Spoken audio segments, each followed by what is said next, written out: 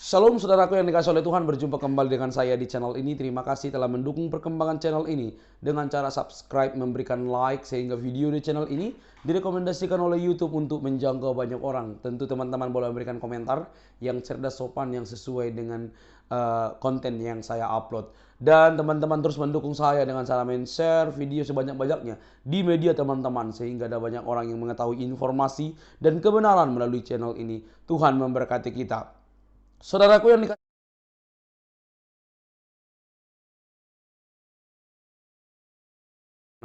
mari teman-teman, ini dia, kita lihat videonya.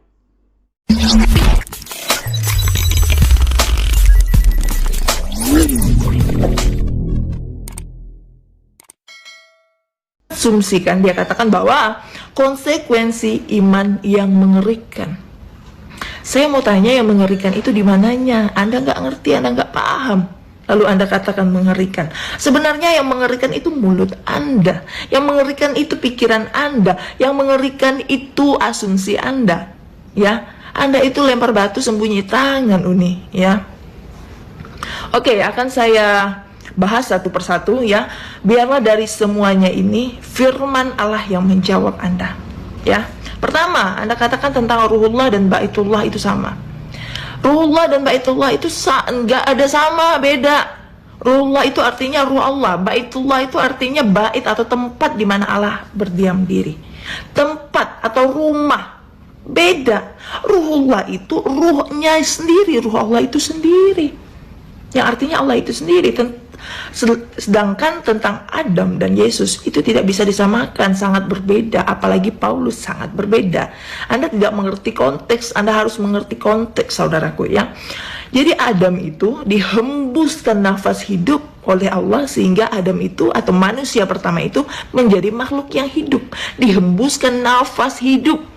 Sedangkan Yesus ya, dikatakan di dalam Lukas, salah satunya ya, di dalam Lukas 1 ayat 26 sampai 50, jelas dikatakan bahwa Roh Kudus ya, Roh Kudus artinya roh Allah itu sendiri. Nggak ada Roh Kudus selain roh Allah ya. Roh Kudus ya, yang artinya adalah roh Allah itu sendiri, turun masuk ke dalam janin Maria. Ini waktunya nggak cukup. Lanjut ke video yang selanjutnya ya. Apakah Anda mau memaksakan juga bahwa ruah Elohim artinya Allah adalah ruh atau roh Allah itu sendiri? Tidak masalah. Tapi konsekuensi iman Anda itu mengerikan. Shalom, kita akan membahas satu persatu dari video yang di-stitch oleh Mbak Uni Rifa. Pertama dari konteks Adam. Dia katakan yang ada di dalam diri Adam ada roh Allah. Mengapa Adam tidak disebut Allah juga? Nah, kenapa Adam tidak bisa disebut Allah juga? Ya, Adam dengan Yesus sangat berbeda. Ya, yang ada di dalam diri Adam adalah roh yang diciptakan oleh Allah itu sendiri. Allah menciptakan tiap-tiap roh, tetapi yang ada di dalam diri Adam bukanlah roh Allah, tetapi roh yang diciptakan oleh Allah itu sendiri. Seperti manusia, semua manusia mempunyai roh, tetapi yang ada di dalam diri manusia bukan roh Allah itu langsung. Kalau roh Allah langsung ada di dalam diri manusia atau Adam, manusia tidak bisa berbuat dosa karena roh Allah itu adalah kudus ya. Tetapi yang ada di dalam diri Adam dan manusia lainnya adalah roh yang diciptakan oleh Allah itu sendiri ya. Di Adam, di saat penciptaannya dikatakan Allah membentuk Adam dari debu tanah dan menghembuskan nafas hidup ke dalam hidungnya, sehingga manusia pertama yaitu Adam menjadi makhluk yang hidup ya. Bukan roh Allah yang masuk, tetapi Allah menghembuskan nafas, Allah menciptakan roh itu ya. Tetapi Yesus tercatat di dalam Lukas 1 ayat 26 sampai 50, bisa baca sendiri ya. Tepatnya di ayat 35, Gabriel berkata kepada Maria, Roh Kudus akan turun atasmu. Roh Kudus adalah roh Allah itu ya. Roh Kudus turun, berasal dari surga, turun ke dunia, masuk ke dalam janin Maria. Bukan roh yang diciptakan, tetapi roh Allah itu langsung turun ke dalam janin Maria. Nah, di ayat 32 dikatakan ia akan menjadi besar dan akan disebut anak Allah yang maha tinggi.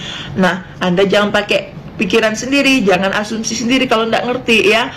Anak Allah yang dimaksudkan di sini bukan berarti Allah beranak ya, seperti anak kunci, bukan berarti kunci beranak, seperti anak tangga, bukan berarti tangga beranak. Anak Allah yang dimaksudkan di sini adalah berasal dari Allah ya.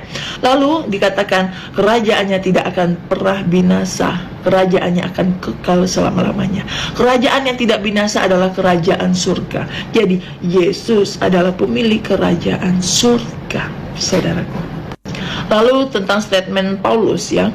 Paulus itu Anda harus cari tahu siapa itu Paulus, ya. Kalau saya jabarkan di sini nggak cukup waktunya, ya. Jadi setiap orang yang percaya, termasuk Paulus, termasuk kami yang percaya kepada Yesus, ya, dia akan dituntun oleh kuasa Roh Kudus, ya. Roh Kudus akan masuk di dalam setiap orang yang percaya, termasuk Paulus, untuk menuntun mereka ke dalam kebenaran. Ini waktunya nggak cukup. Lanjut video yang di-stitch oleh Uni Rifa dalam konteks Paulus. Unif berkata pernyataan Paulus yang menyatakan di dalam dirinya ada roh Allah. Apakah Paulus dapat dikatakan Allah juga? Tentu tidak. Pernyataan ini dinyatakannya setelah ia menerima Yesus Kristus sebagai Tuhan dan Juru Selamatnya pribadi dan dibaptis. Makanya apa yang diajarkannya adalah pengajaran tentang Yesus, keselamatan tentang Yesus, dan apa yang Yesus kehendaki. Paulus juga menyatakan di dalam Galatia 2 ayat 20, tetapi aku ini bukan lagi aku yang hidup, melainkan Kristus yang hidup di dalam aku. Jadi baik Paulus, saya, ataupun orang Kristen lainnya yang sudah terima Yesus sebagai Juru Selamat dikaruniakan kuasa Roh Kudus. Untuk apa? Untuk menuntun mereka di dalam kebenaran. Kalau ada yang bertanya mengapa orang Kristen masih ada yang jahat dan berbuat dosa, ya karena mereka diberi hak untuk memilih. Apakah mereka mau memilih kuasa yang sudah dikaruniakan kepada mereka untuk menuntun mereka di dalam kebenaran, atau mereka mau memakai kuasa roh jahat yang menuntun mereka di dalam kebinasaan? Itu tergantung dari mereka sendiri. Kembali kepada Paulus yang sudah menerima kuasa Roh Kudus atau Roh Allah itu, bukan berarti dia berasal langsung dari Allah atau bisa disebut juga dia sebagai Allah. Tidak. Baik Paulus ataupun manusia yang ada di dunia ini, semuanya masing-masing memiliki rohnya sendiri yang sudah diciptakan dari Allah. Di dunia ini hanya satu yang berasal dari Allah, saudaraku, yaitu Yesus Kristus. Dan itu sudah digenapi di dalam firman Tuhan. Jadi pernyataan Anda di dalam 1 Samuel 18 ayat 10 tentang roh jahat yang daripada Allah, dan Anda mengatakan itu adalah konsekuensi iman yang mengerikan. Saya hanya mau mengingatkan kepada Anda, berhati-hatilah memakai mulut Anda. Berhati-hatilah untuk berkoar-koar. Berhati-hatilah untuk menyatakan hal yang tidak benar, ya, karena itu akan mendatangkan malapetaka bagi Anda. Kalau Anda tidak bertobat, Anda akan mempertanggungjawabkan itu di hadapan Allah. Ya, tentang roh jahat yang daripada Allah, Anda harus mengerti konteks. Konteks ini tentang Saul, Raja Saul, ya. Kalau Anda mau tahu tentang roh jahat itu, Anda dapat melihat dari 1 Raja-Raja 22 ayat 19 sampai 23. Roh jahat yang dimaksud adalah roh jahat itu diizinkan Allah masuk ke dalam diri seseorang karena dia bebal. Konteksnya dalam hal ini Saul itu bebal. Dia itu sudah berkomitmen, berjanji bersumpah kepada Allah untuk tidak melakukan hal yang tidak baik kepada Daud, tetapi dia masih melakukan dan merencanakan pembunuhan kepada Daud.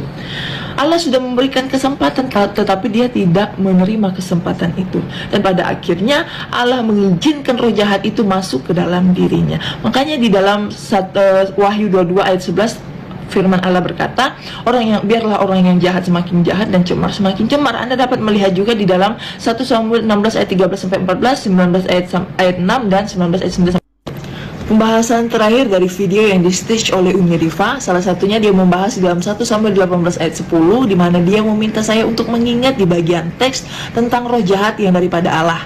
Dan dia katakan itu adalah konsekuensi iman saya atau iman Kristen yang mengerikan. Betulkah begitu? Tentu tidak, ya. Karena dia tidak mengerti firman Tuhan ini, ya. Dia mencomot-comot satu ayat padahal dia tidak mengerti, buta sama sekali, ya. Jadi Uni Rifa, saya sebelum membaca firman Tuhan, saya selalu berdoa dan meminta tuntunan kuasa roh Allah untuk memberikan saya hikmat yang daripada dia, untuk saya dapat mengerti apa yang dimaksudkannya dari apa yang ada di dalam Taurat ataupun Injil, ya.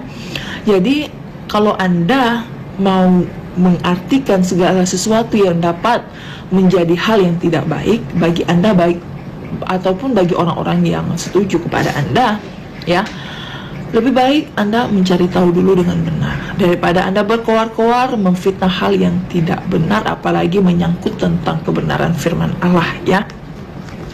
Jadi yang dimaksudkan di sini roh jahat yang daripada Allah adalah Allah mengizinkan roh jahat itu masuk ke dalam Saul karena Saul itu bebal. Saul itu sudah bersumpah di hadapan Nabi yang diutus Allah untuk tidak membunuh Daud, untuk tidak berbuat jahat dan lain sebagainya. Tetapi dia tidak melakukan itu. Dia berdusta. Dia diberikan kesempatan berulang kali, tetapi dia tidak menerima, memakai kesempatan itu dengan baik, ya, sehingga secara langsung ia menentang Allah. Dan pada akhirnya apa? Allah muak kepadanya sehingga roh jahat itu diizinkan masuk ke dalam dirinya. Makanya setiap orang yang percaya, saya ataupun saudara ya yang mendengar video ini, kalau kita masih diberikan kesempatan kepada Allah untuk bertobat, pakailah kesempatan itu dengan baik. Jangan sampai kita seperti Saul, sudah diberikan kesempatan berulang kali sehingga Allah muak dan pada akhirnya apa? Akan jatuh ke dalam binasaan, ya. Jadi saudaraku Uni Rifa, ya, kalau Anda mengatakan konsekuensi iman kami mengerikan, lebih baik Anda berkoar-koar tentang iman Anda. Ada banyak pertanyaan dalam iman Anda, ya. Mengapa wanita tidak boleh sholat Jumat? Kalau kami di Kristen, ya, baik laki-laki perempuan dalam ibadah raya pada hari Minggu semuanya boleh ibadah, ya, baik anak-anak sampai lansia semuanya boleh. Mengapa di dalam iman Anda laki-laki boleh nikah lebih dari 4 kali? Nyatanya perempuan banyak yang tidak mau terima, toh padahal upahnya surga. Banyak yang tidak mau terima.